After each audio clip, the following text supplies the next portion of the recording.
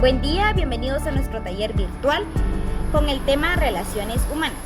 Este taller estará impartido por los estudiantes de la licenciatura en Pedagogía, Ciencias Sociales y Formación Ciudadana, por los integrantes Minerva Hernández, Verónica Surán, Keila Cruz, Michelle Ico Sosa y su servidora Andrea Méndez.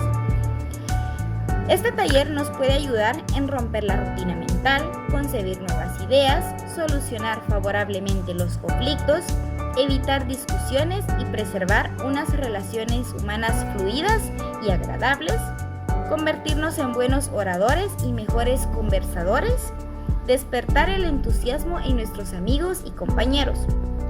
Por acá yo les voy a dejar la práctica para esta teoría. Son 6 pasos que podemos tener en cuenta para mejorar nuestra práctica en cualquier contexto que nos encontremos. ¿Qué conseguiremos con este taller? Nosotros nos vemos inmersos en un proceso de aprendizaje de un sistema totalmente eficaz, en donde podemos fortalecer los valores para un mejor trato a los demás. Este taller se compone por 3 partes: las técnicas para trabajar con el prójimo, maneras de agradar a los demás y que logremos que los demás piensen como nosotros. Por acá yo les voy a dar una pequeña introducción acerca de las relaciones humanas, ya que son el arte de llevarse bien con los demás, pero ¿qué es el proceso de las relaciones humanas? Es una fuerza activa que lleva a la creación de relaciones positivas o negativas. Estas son importantes para nuestra evolución como sociedad, ya que es vital para la creación y organización de esta. Las relaciones humanas se dividen en 2 importantes grupos, que son primaria y secundaria. La primaria son los vínculos íntimos, afectivos o cercanos del individuo, en lo que hay interés o necesidad previa. Por ejemplo, nosotros podemos tomar en cuenta la relación que tenemos con nuestra familia, quienes son los que interactúan en nuestro hogar. Nosotros tenemos la necesidad de tener un vínculo más afectivo. Y la secundaria sería que son las personas que compartimos a menudo, pero por las cuales no sentimos un apego demasiado profundo. Por ejemplo, los compañeros de clase, que con ellos convivimos diariamente, pero no tenemos la necesidad de tener un vínculo más íntimo. El objetivo de las relaciones humanas es armonizar y empatizar para comunicar efectivamente lo que necesitamos de manera mutua. Si nosotros tenemos un buen trato hacia el prójimo, nosotros también vamos a recibir ese mismo buen trato. Ahora bien, nosotros podemos decir, ¿qué genera la crítica? La crítica puede llegar a los que produce el miedo, haciendo sentir a la persona vulnerable. La crítica constante afecta al ser humano, como por ejemplo el autoestima, que este influye en la forma en que la perciben en la sociedad.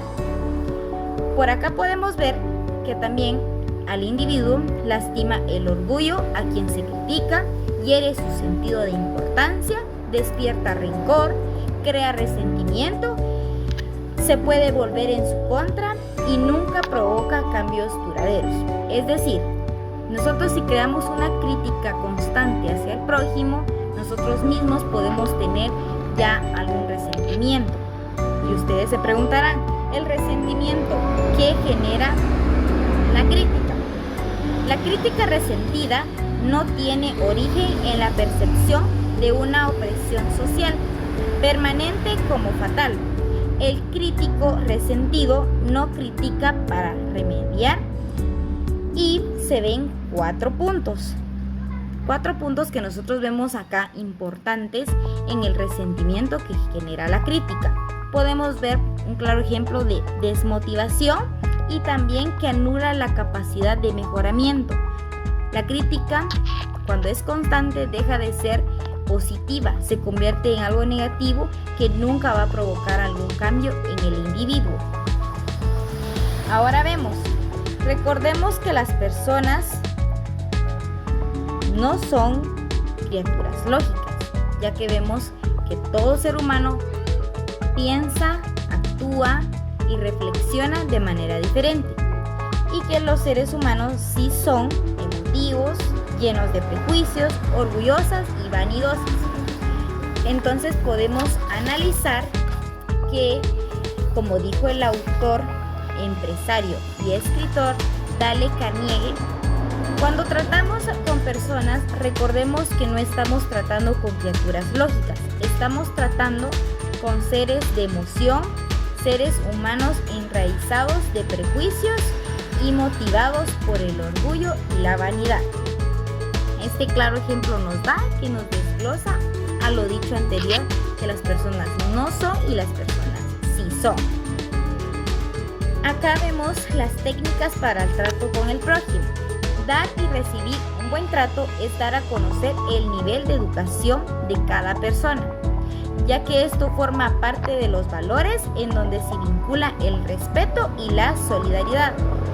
Es acá donde podemos incluir la enseñanza de Jesús, que Él nos dice que es de tratar a los demás como te gustaría que te trataran a ti. Se llama la regla de oro. Cuando seguimos esta regla, nosotros somos felices y ayudamos a que otros también lo sean. Entonces, como reflexión, nosotros podemos llegar a la conclusión de que si nosotros tratamos bien a nuestro prójimo, recibiremos el mismo trato. Les dejo a la siguiente compañera. Maneras de agradar a las demás personas. Nosotros siempre tenemos la forma de que necesitamos agradar a las demás personas. ¿Y cómo comienza eso?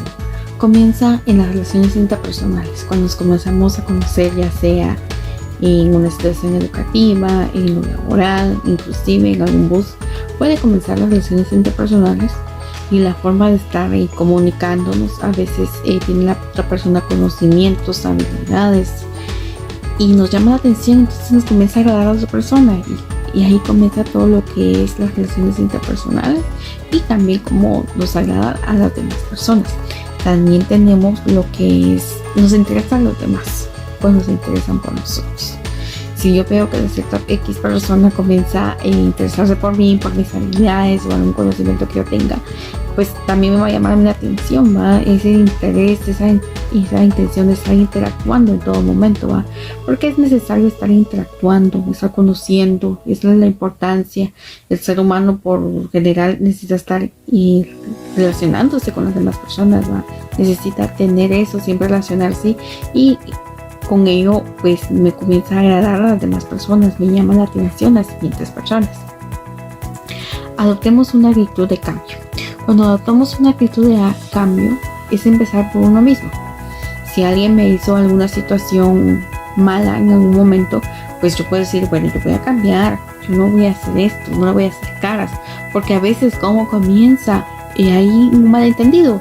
A veces está un grupo de personas y comienzan a dialogar entre ellas así murmurando, piensa que a veces es de uno y a veces ni siquiera ese murmullo que están haciendo es para uno y uno dice, ay, están murmurando de mí, y no, hace una actitud de cambio. Si X personas en un grupito están ellas ahí murmurando, pues uno no cree decir que esto es para mí, no, puede ser que tal vez ni es para uno y uno cree que ya empieza para uno, ¿va?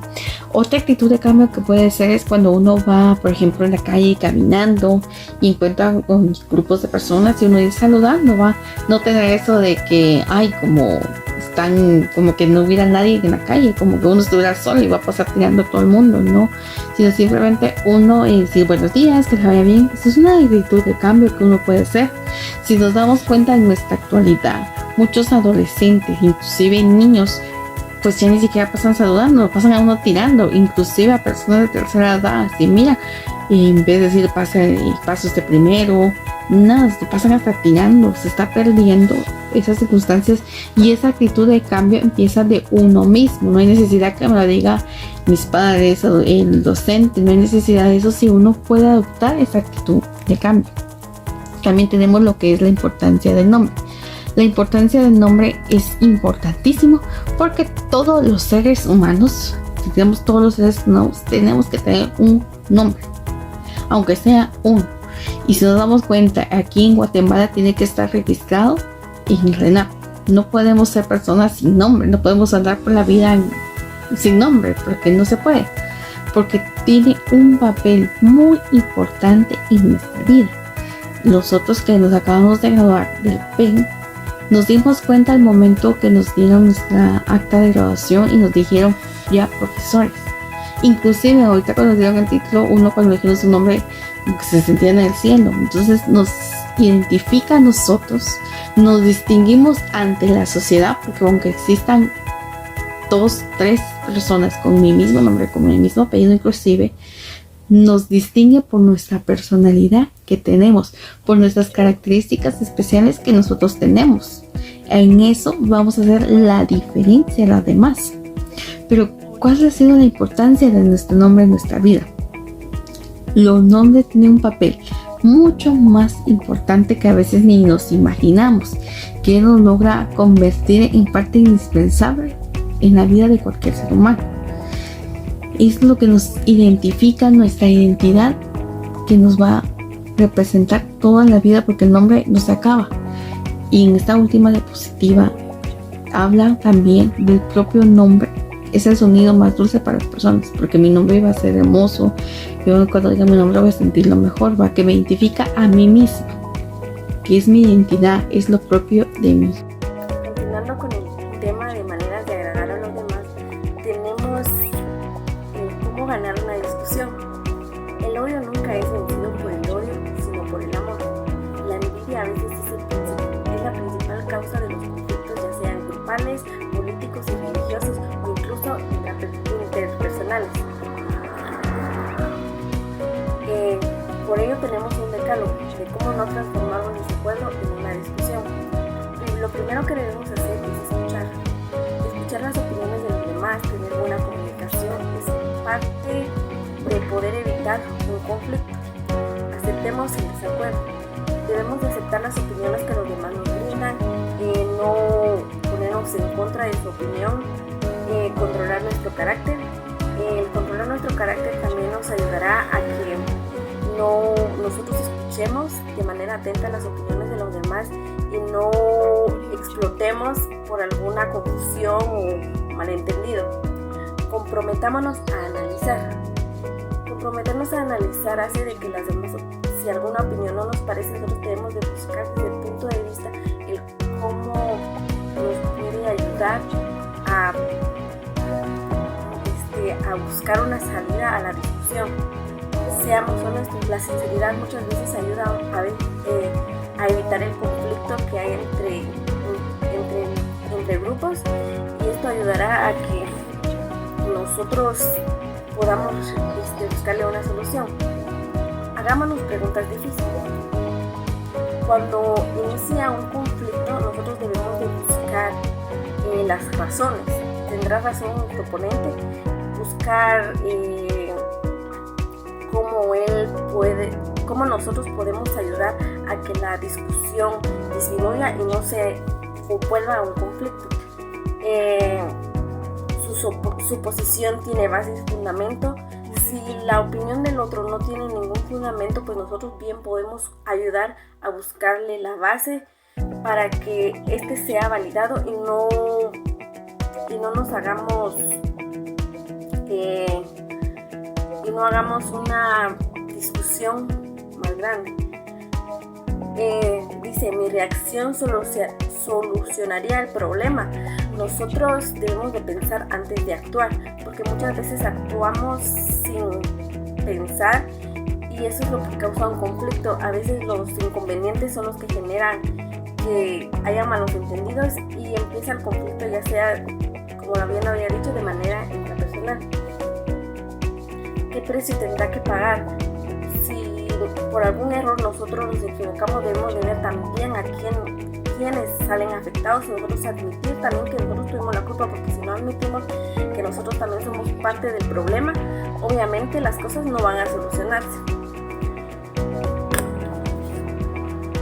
Tenemos también de cómo podemos hacer cambiar la opinión de alguien. La frase dice, la única forma de salir ganando en una discusión es evitándola. Nosotros debemos de tener una distancia hacia los demás para no hacer que el conflicto sea más grave. Dice, una de las primeras fases para poder cambiar la opinión sería muy sutilmente, sin que se note.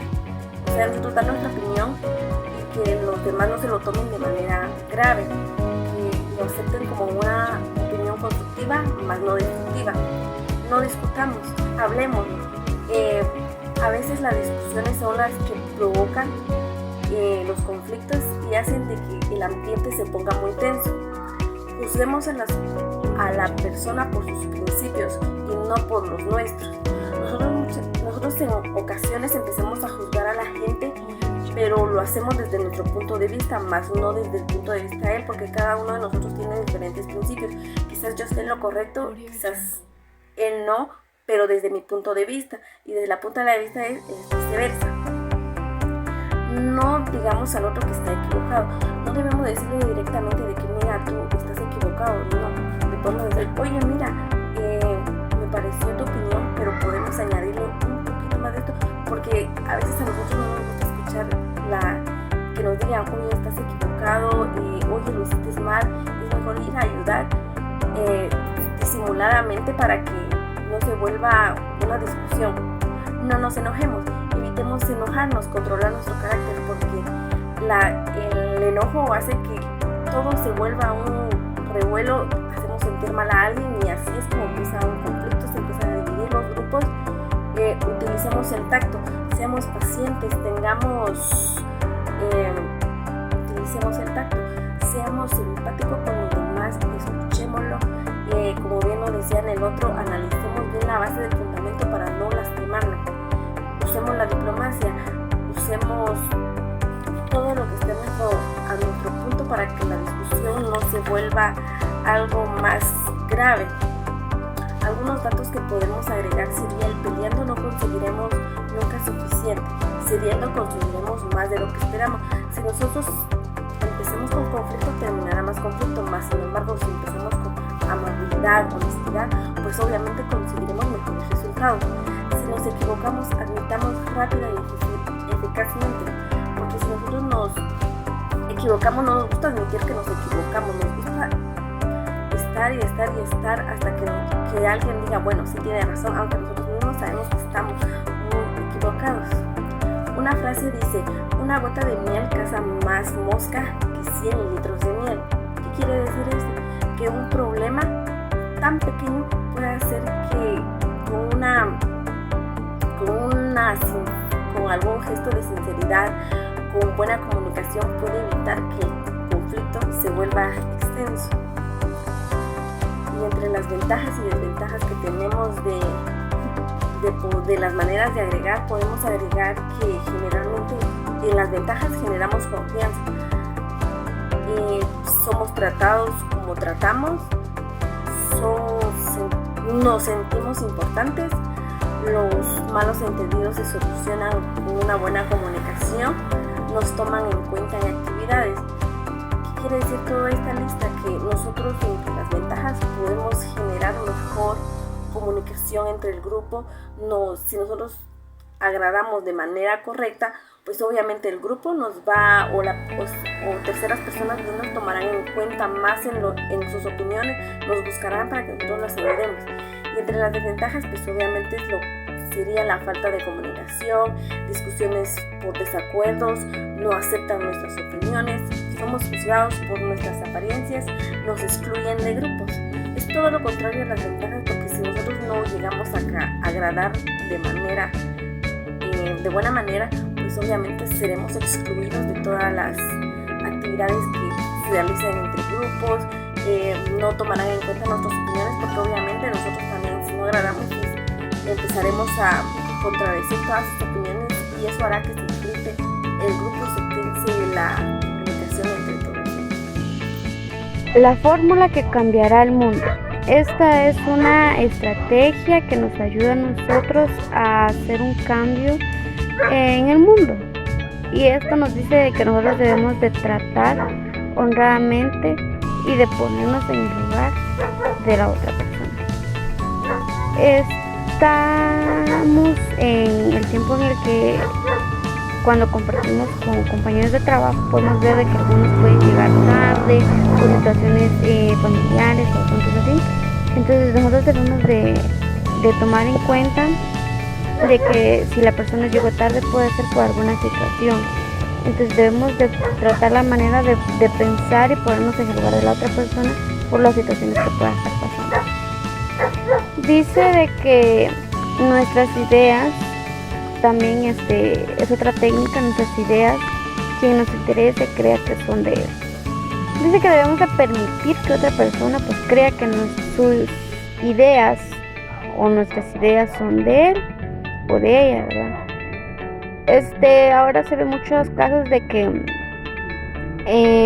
tal vez no tenemos la posibilidad de llevar a cabo el manejo de una idea que nosotros tengamos, pero si vemos que otra persona se puede, pues aquí podemos aprovechar de que esta persona se haga cargo de darle seguimiento y una buena función a nuestra idea.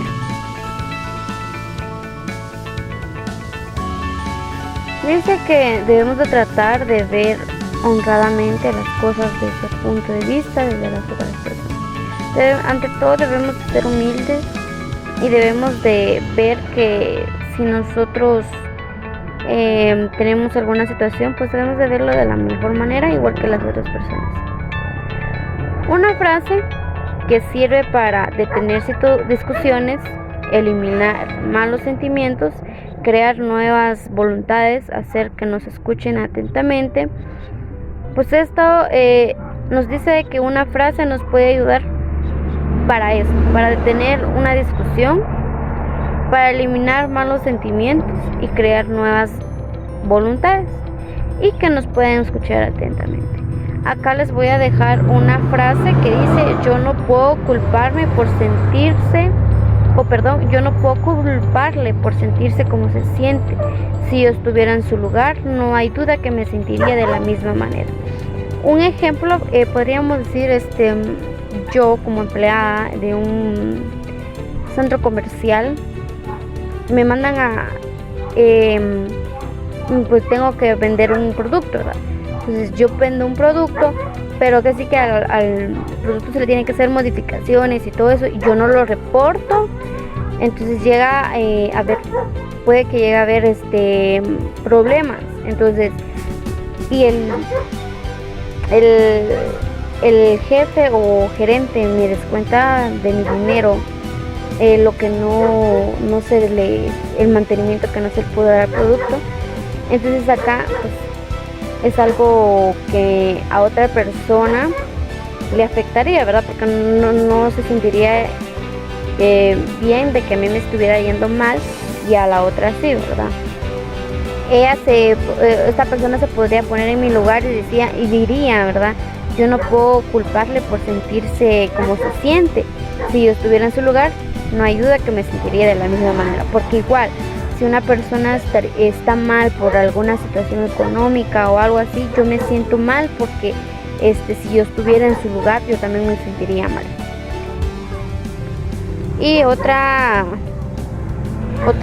frase podríamos decirle que es de que debemos demostrar simpatía por las ideas y deseos de las otras personas.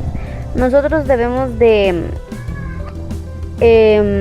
agradecer por las ideas de los otros, debemos de darle ese impulso de que sí están bien sus ideas y también de decirles está mal, pero estás bien con lo que vas empezando, pero podrías mejorarlo así. Debemos de ser esas personas que apoyen a las otras con las ideas y con los deseos que tienen. ¿Cuál es el factor motivador en el trabajo? Cuando hay una buena motivación en los trabajadores, la productividad aumenta y las evaluaciones de desempeño laboral son un éxito. Algunos de los factores motivadores en el trabajo son el dinero, porque la mayoría de las personas lo que busca ahora es la economía. Otro de lo más importante en los factores sería el horario. Por ejemplo, que el trabajador entre de 7:30 a 8 a 5:30. y las buenas condiciones laborales en el ámbito en el que se encuentre el trabajador, que sea acorde en el área que esté trabajando. La formación, porque no le pueden exigir al trabajador si no le están enseñando, si no lo están capacitando. Los beneficios adicionales es algo muy importante que buscan los trabajadores hoy en día. Por ejemplo, sería la posición social, la jerarquía y el poder. Logremos que los demás piensen como nosotros. Para lograr que las personas piensen como nosotros, debemos de seguir sencillos pensamientos que debemos expresar ante cualquier situación. Por ejemplo, cómo ganar una discusión sería evitándola y no generar conflictos. También debemos de respetar la opinión ajena, o sea, de los demás, y no decirles a ellos de que están equivocados. Si nosotros nos equivocamos, debemos de admitirlo rápidamente. También debemos de empezar siempre de forma amigable para que las cosas sean en contacto y puedan tener una buena relación. Que se sienta la otra persona que la idea es de él y no de uno. Tratar honradamente de ver las cosas desde el punto de vista positivo. Y también algo muy importante es que nosotros debemos de interesarnos por las ideas y los deseos de las demás personas, y también debemos de apelarnos a los motivos más nobles que deseen las personas que nosotros hagamos.